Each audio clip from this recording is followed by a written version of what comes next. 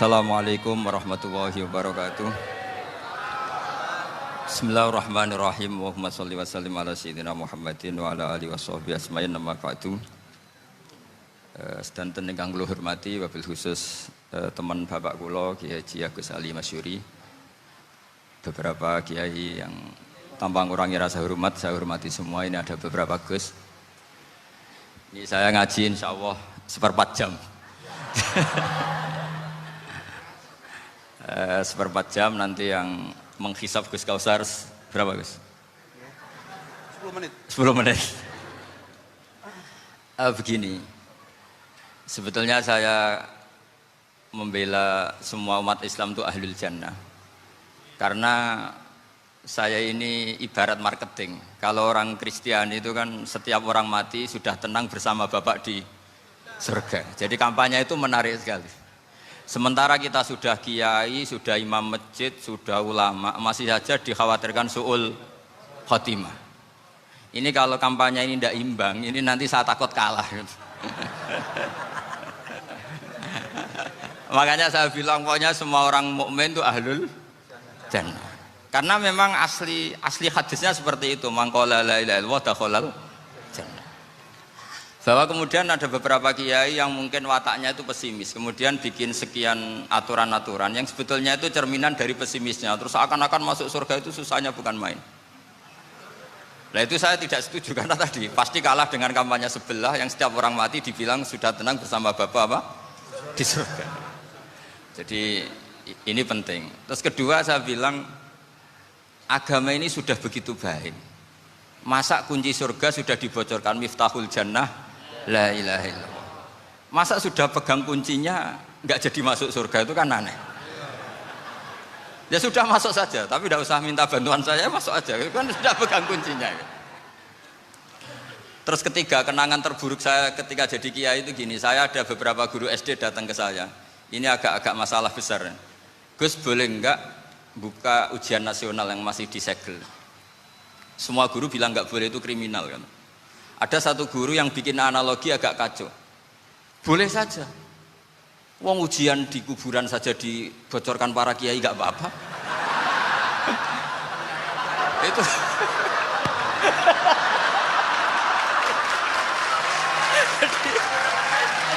Tapi ini kriminal ya. Perhatian kepada kiai, nggak boleh memukul pemateri.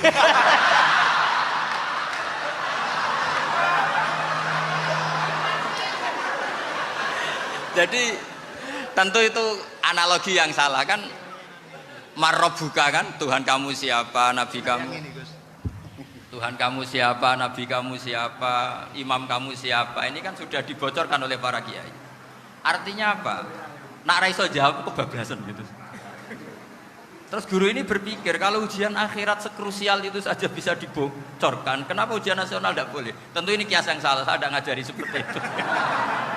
Tapi saya ngajari ke kalian betapa mudahnya masuk surga. Kunci jawaban sudah dikasih, kunci pintu masuk sudah dikasih. Kok sampai tidak masuk, ini kebablasan. Paling salah gurunya.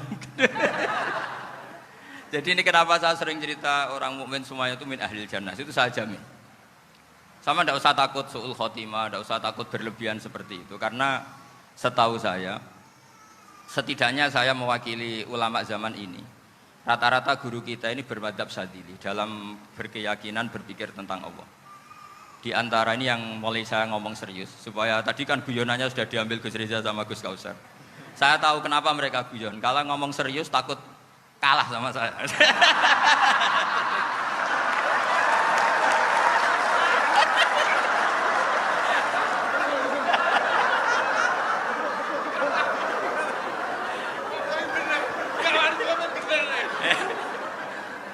Karena saya ini sudah terkenal pemikir serius, jadi artinya itu satu kepintaran mengalihkan. Ya, oh ya, sudah itu satu kecerdasan. Tidak hanya ngalim tapi betul cerdas. Jadi itu bukti beliau-beliau ini cerdas itu. Saya berpikir begini, ini madzhab Syadzili. Kita semua tentu Syadzili karena kita semua ngaji kitab hikam. Kita tahu kitab hikam itu muridnya Abul Abbas Al-Mursi, Abul Abbas Al-Mursi muridnya Syekh Abil Hasan apa? Asy-Syadzili. Saya masih ingat betul makalah itu dan saya ulang-ulang. Setiap saya ngajar di sarang saya ajarkan itu. Kilali kata Abdul Hasan As-Sadili, saya pernah dapat hatif, dapat semacam ilham. Apa makna min syarril waswasil khannas? Itu kata beliau dijawab oleh hatif itu. Hatif itu nggak perlu diterjemah tadi ada karena tadi diajarin itu. Apa yang dihidupkan itu nggak perlu dijelaskan. kata hatif tadi, waswasun yadkhulu bainaka wa baina habibika. Yunsika altofahu alhasanah wa yudzakiruka af'alaka asai'ah wa yukassiru indaka dzatas shimal wa yuqallilu indaka dzatal yamin liya'dila bika an husni dzanni billah ila su'i dzanni billah. Jadi yang dikatakan waswas adalah kamu digiring untuk hanya ingat sisi-sisi kamu yang negatif, dilupakan bahwa Anda punya sisi-sisi yang positif. Misalnya seperti ini, mungkin secara fikih tadi banser-banser tegas, wah ini masalah lelaki perempuan dipisahkan gini-gini. Tapi kenapa Gus Ali bilang ya sudah gini gak apa-apa. Sebetulnya ada rukhsah itu karena ini di depan umum. Yang paling pantangan Nabi itu la yakhluwanna rajulun bimra'atin. Ini ada yang menjaminnya gitu. Malah khawatir saya di sini dipisah tapi setelah berduaan nggak bisa. Jadi toleransinya karena ini di depan umum. Itu masih ada toleransinya. La yakhluwanna rajulun bimra'atin. Begitu juga ketika kita dosa, misalnya kita dosa. Orang Islam setiap dosa itu pasti ingat salahnya, kemudian istighfar. Dan ketika satu kebaikan dibandingkan keburukan, itu kata semua ulama, karena sayyi'ah itu bernilai 1, kebaikan bernilai apa? 10. Itu masih surplus berapa? 9. Jadi itu cara berpikir Abdul Hasan As-Sadili. Kenapa kamu harus berpikir positif tentang Tuhan? Sekali berpikir tentang negatif, itu bahaya betul. Misalnya begini, kamu berpikir, tak rewangi, jadi kiai, sujud, rukuk, ternyata aku tetap lebu neraka, gunanya apa? Itu menurut saya kan nggak punya akal. Sujud itu satu kelaziman menghamba kepada Allah. Normalnya seorang hamba itu ya sujud. Kemudian gara-gara kamu ingin masuk surga, terus logika kamu dibalik, gunanya apa saya sujud? Ternyata saya masuk neraka. Itu pertanyaan yang benar-benar bodoh dan itu menjadikan Allah benci. Logikanya dibalik begini. Ini saya ngomong serius karena ini bentuk kemenangan saya ini bentuk kemenangan saya. Saya berkali-kali ngomong di kota pelajar di Jogja karena banyak pengujinya juga. Bukan sekedar pendamping tapi penguji. Banyak yang profesor, bukan sekedar dokter, banyak yang profesor.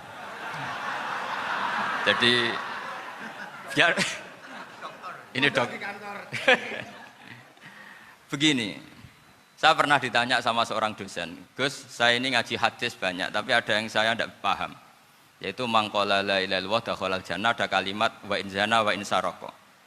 Meskipun pernah zina, pernah maling. Ini kan seakan-akan mentoleransi perzinaan dan pemalingan.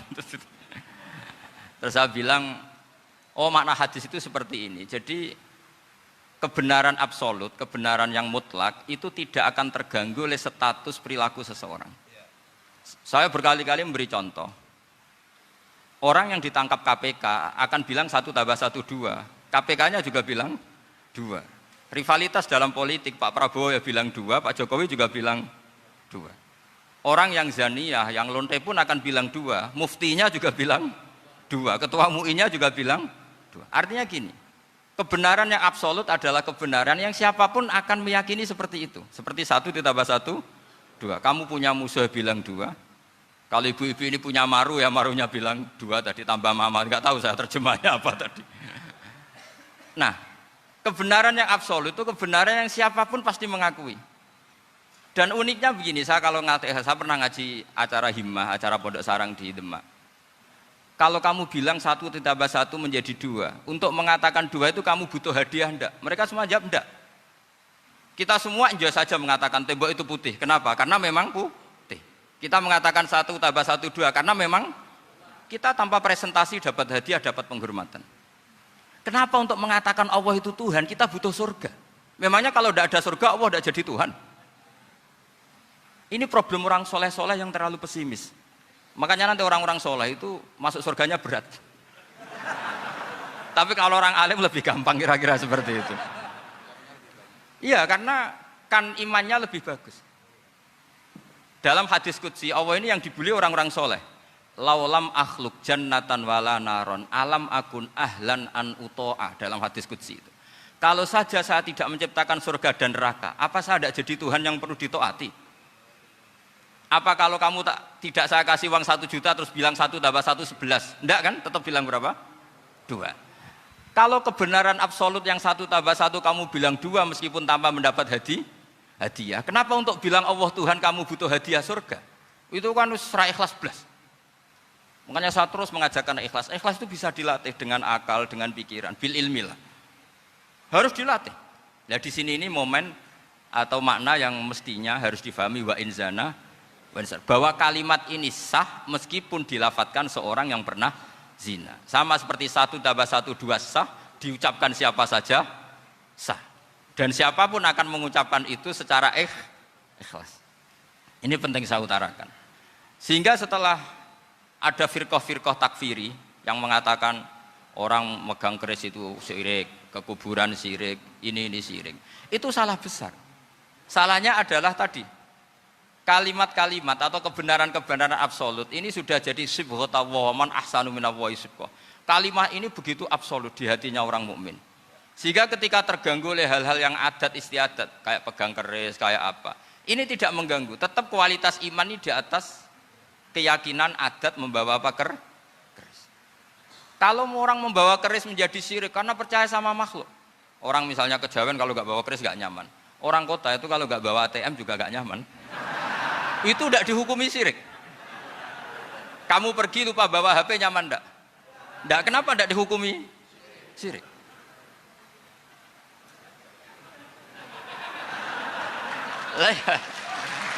Jadi ini logika-logika. Jadi makanya ini Gus Reza boleh ngeritik saya. Saya itu berkali-kali bilang, saya termasuk ulama yang mau bikin gerakan cangkem elek. Karena nanti kalau saya nisbatkan ke Rasulullah itu tidak pantas karena Nabi ahsanan nasi khalqau wa khuluqa. Tapi saya siap jadi bempernya Rasulullah Shallallahu Alaihi Wasallam. Pernah ada diskusi di Jakarta, ini kisah nyata. Apa dalilnya setelah sholat salaman? Mana hadisnya? Itu dijawab hadisnya tentu kita kesulitan. Kalaupun ada hadisnya dhaif semua yang masalah musafahah. Akhirnya mau tidak mau dijawab pakai cangkem elek. Boleh enggak kamu setelah salam nyalain HP yang off? Boleh. Boleh enggak ke kamar mandi? Boleh. Oh berarti kencing boleh, nyalain HP boleh, yang enggak boleh itu ingat Allah. Karena mereka mengkritik wiridan, ngeritik salam. Akhirnya mikir deh, ada enggak hadisnya orang setelah sholat nyalain HP? Enggak ada kan? Tapi mereka nyalain HP enggak hambatan, tapi untuk salaman masalahkan. Ke kamar mandi boleh, tapi untuk wiridan enggak boleh. Akhirnya mereka sadar, oh iya. Lama-lama dibisiki gini yang kelompok itu. Kamu itu korban aliran supaya kamu gak ingat Allah, ingatnya HP-nya. Sehingga orang wiridan kamu kritik, orang nyalain HP tidak kamu kritik. Itu kelompok itu adalah kelompok orang-orang yang supaya orang Islam itu lupa Tuhannya. Itu gerakan cangkem elek, tapi jadikan orang sadar. Jadi ini penting. Jadi kalau kamu tidak bisa bela agama dengan jalan yang lurus karena tidak bakat gitu. Nggak apa-apa pakai cangkem elek tadi karena nggak mungkin gerakan ini dinisbatkan kepada Rasulullah Shallallahu Alaihi Wasallam. Kalau soal sanad saya punya sekian sanad tentang itu, tapi tidak usah kamu ikuti. Ada orang tanya, ya Pak Kiai kalau setan dibakar di neraka panasan enggak? Ya panasan. Lo kan setan dari api, ngapain harus panasan? Kan materinya sama. Terus Kak Kiai tadi nggak kesulitan, dia ngambil pasir disawur di wajahnya. Wah sakit Kiai, kamu kan dari tanah, kena tanah kok. Jadi itu ada sekian, artinya gini ya, kalau kesulitan jawab pakai baik-baik ya sudah pakai cangkem elek itu aja karena. Tapi tentu kan gerakan ini tidak mungkin dinisbatkan kepada para nabi. Tapi saya pastikan meskipun nggak bisa dinisbatkan kepada para nabi dari segi cangkem elek tadi, tapi secara semangat itu sama. Saya punya sekian contoh. Benar Gus Riza tadi gojok saya ngawur-ngawurnya itu masih punya sanad. Itu pas saya ngawur pun masih punya apa? Sanad. Nabi Ibrahim itu ketika faja'alahum juzatan illa kabirallahum itu si berhala paling besar dikasih kapak. Ketika mereka geger, ini siapa yang berhala-berhala kecil? Kata mereka, sami'na fata yadhkuruhum yuqalu lahu Ibrahim. Ya kira-kira Ibrahim lah gitu. Terus setelah Ibrahim didatangkan, siapa yang melakukan ini semua? Ini jawaban Nabi Ibrahim, bal fa'alahu kabiruhum hadza. Ya tanya yang bawa pedal, saya kan enggak bawa. Terus kata orang-orang, otak kamu itu di mana? Masa berhala disuruh nanya, kan nggak bisa ngomong. Ibrahim kembalikan, uffil lakum walima ta'buduna min dunillah. Lalu otak kamu di mana? Sudah tahu nggak bisa ngomong kok disembah gitu. Itu ada kata uffin. Uffin itu kalau diterjemah kira-kira ya agak-agak jancuk gitu. Kira-kira ya kira-kira seperti itu. Jadi sekarang dalilnya jancuk apa Gus? Bahkan dengan biasa kalau misalnya saya udah diterjemah. Gimana? Jancuk itu dari su, tinggalkanlah suan perkara sing elek. Krono ilate wong Surabaya kakean rawon, akhirnya ngomongnya jancuk. Gitu.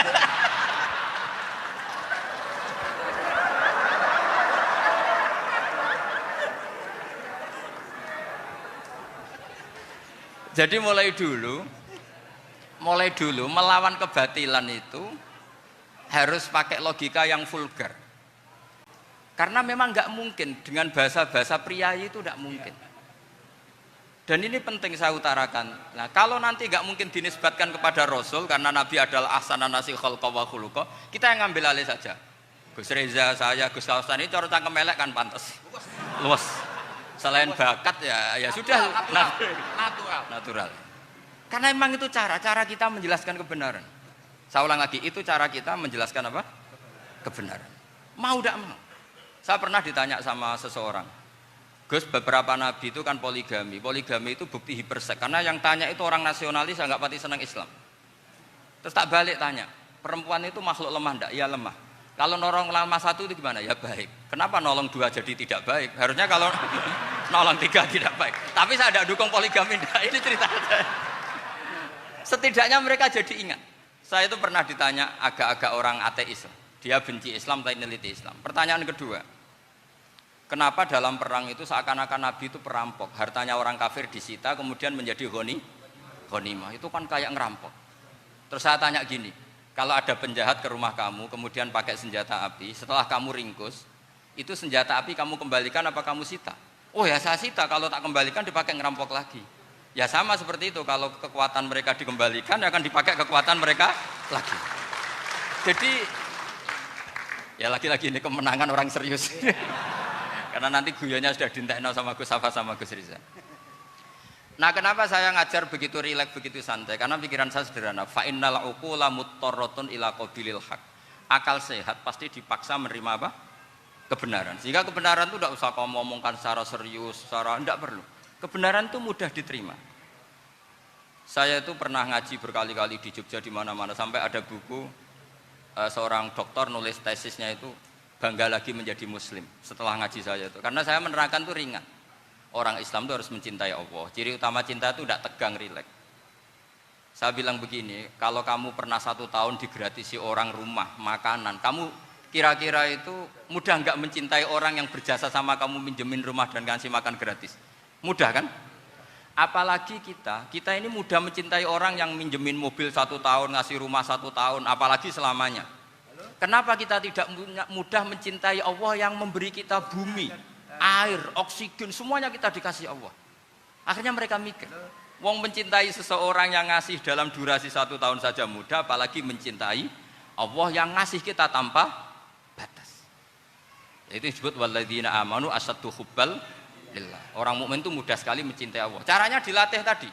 Kita mudah mencintai orang yang berjasa sama kita. Kenapa tidak mudah mencintai Allah yang tentu jasanya lebih besar? Nah, karena akhir-akhir ini banyak orang yang terlalu nazir, terlalu kata Nabi kan basyiru walatu nafiru yasiru walatu asiru. Sehingga saya bikin gerakan. Pokoknya semua orang mukmin pasti masuk surga. Nanti soal ada kesalahan-kesalahan kecil yang menjadikan orang su'ul khotimah itu sifatnya kehati-hatian.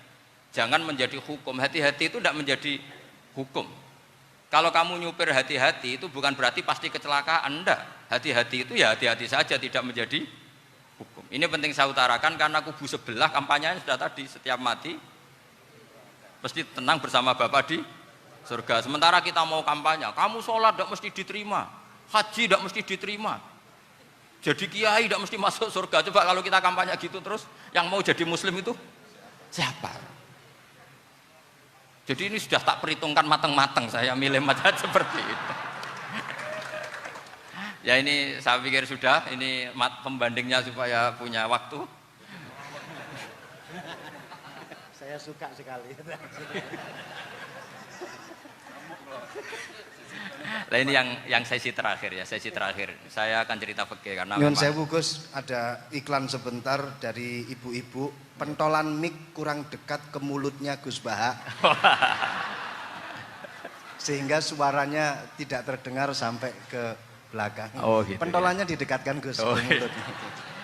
Ini kalau ngomong konotasinya itu mesti nyerempet. Sudah apa ya? Sudah ahlinya di situ. Ya malah kayak di situ.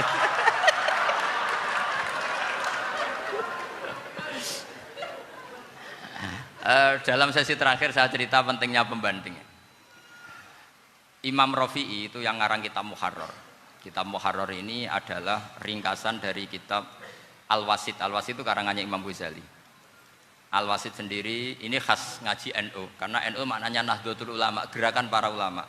Jadi kalau nggak ngerti alim-alim seperti itu ya ada NU. Sebenarnya sampai itu pasnya Nahdlatul Ummah, gerakan umat. Tapi kan sudah jadi partai politik Nahdlatul Ummah. Karena yang katakan NU itu Nahdlatul Ulama, gerakannya para ulama. Imam Rafi'i itu berpendapat sujud itu cukup pakai batuk, pakai jidat.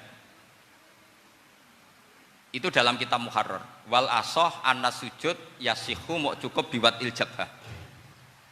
Ketika Imam Nawawi mentasih kitab Muharrar namanya Minhajut Thalibin, itu mengkritik Imam Rafi'i. Kata beliau, sujud itu untuk sah harus melibatkan 7 anggota karena berdasar hadis umirtu an asjuda ala sapati a'zumin, yaitu al-jabhah wal yaden warubaten wal qadamen, yaitu jabhah 2 tangan, 2 lutut dan 2 qadamen.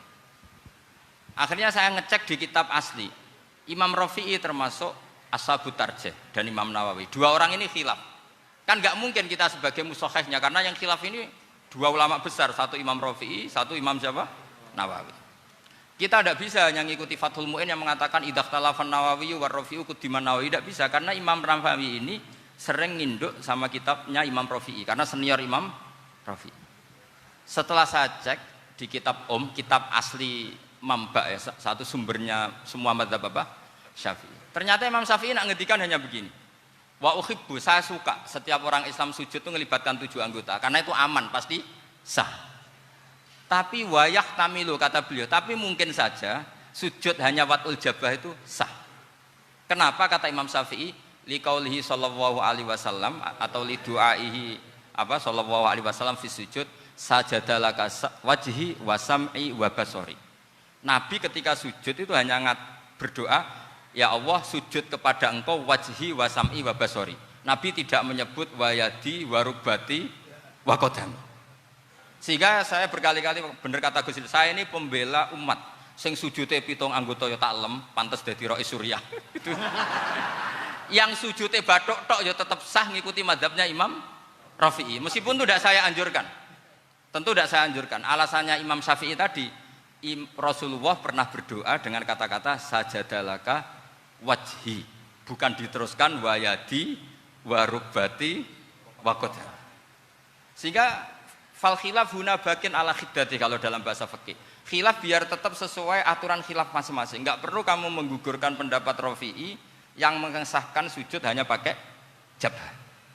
Ini penting karena tadi seperti saya katakan, yang sujud anggota pitu ya masuk swarga mergo pintere, sing nganggo bathuk tok yang mlebu swarga mergo gobloke tadi, karena aksaru ahlil jannah al-bulhu.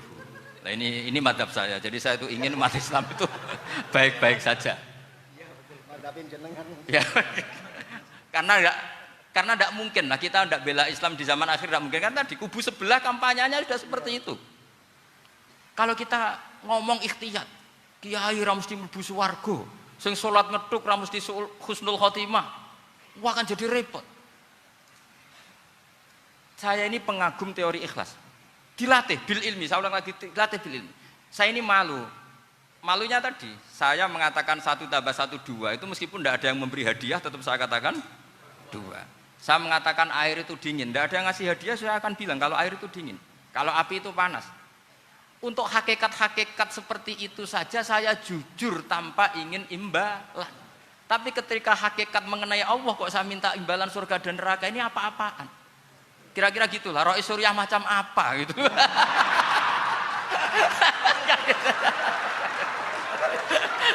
Ya saya kira demikian. Assalamualaikum warahmatullahi wabarakatuh.